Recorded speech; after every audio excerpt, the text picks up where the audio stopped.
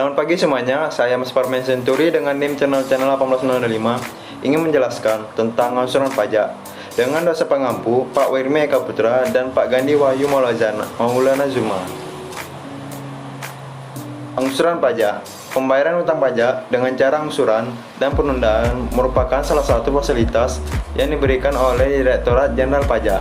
Tentunya, fasilitas ini diperuntukkan bagi wajib pajak yang mengalami kesulitan likuiditas atau di luar kuasanya, sehingga tidak mampu melunasi kos sampai akhir tahun. Dasar hukum terbagi menjadi 3.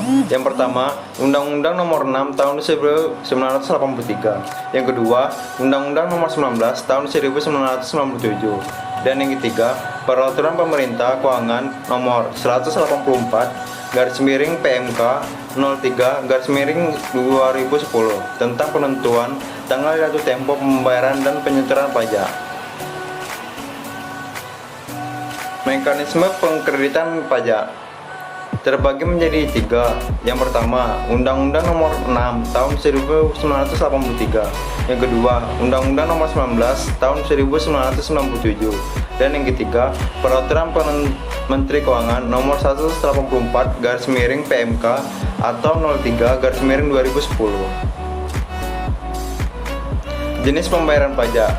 Jenis-jenis pembayaran pajak yang dapat diangsur atau ditunda telah diatur dalam Ketentuan Pemerintah Keuangan atau KMK Nomor 551 atau /KMK 04/2000. Yang pertama, pengangsuran pajak paling lama sampai dengan bulan terakhir tahun pajak berikutnya. Sedangkan masa penundaan paling lama 3 bulan sejak akhir batas waktu penyampaian SPT tahunan. Yang kedua, pajak yang masih harus dibayarkan dalam surat tagihan pajak, surat ketetapan kurang pajak atau SKPKB, surat ketetapan pajak kurang bayar atau SKPKBT. Cara pelaksanaan angsuran pajak. Pajak yang masih harus dibayar dan dilunasi dalam surat tagihan pajak atau STP. 2. Surat ketetapan pajak kurang bayar atau SKPKB dan surat ketetapan pajak kurang bayar tambahan atau SKPBT dan surat keputusan keberatan.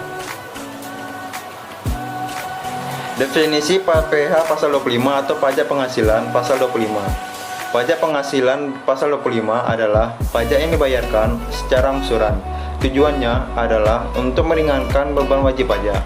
Mengingat pajak yang terutang harus dilunasi dalam waktu 1 tahun, pembayaran ini harus dilakukan sendiri dan tidak dapat diwakilkan. Tarif pajak.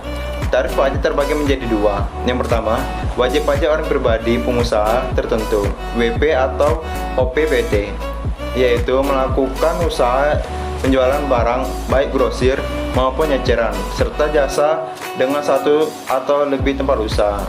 Yang kedua, wajib pajak orang pribadi selain pengusaha tertentu, WP atau EOP-SPT, yaitu pekerja bebas atau karyawan yang tidak memiliki usaha sendiri, PPh pasal 25 atau pajak penghasilan bagi OPS-PT.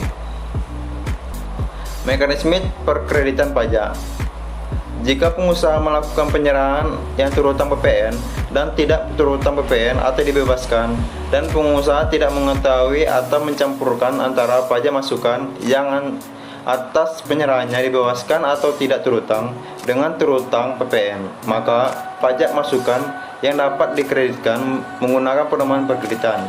Rumusnya, PPN atau pajak pertambahan nilai sama dengan PM kali Z. Dan rumus ini terbagi menjadi 3 untuk BKP atau JKP yang masa manfaatnya lebih dari 1 tahun. Yang kedua, untuk BKP dan JKP yang masa manfaatnya 1 tahun atau kurang. Yang ketiga, untuk BKP dan JKP yang memiliki nominal 1,85 miliar.